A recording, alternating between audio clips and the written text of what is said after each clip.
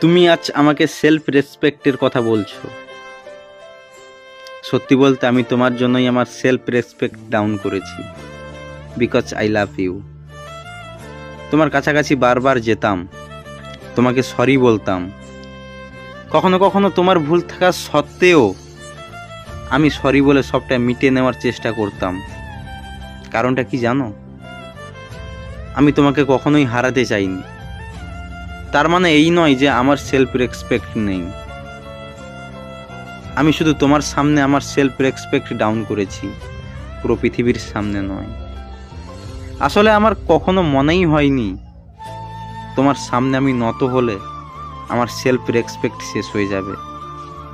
কারণ ভালোবাসাতে কে ছোট হলো আর কেই বা বড়, এগুলো আমার কাছে কোনো ম্যাটার করে না।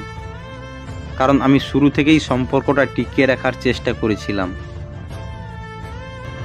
আর আজ তুমিই বলে দিলে আমার কোনো সেলফ রেসপেক্ট নেই।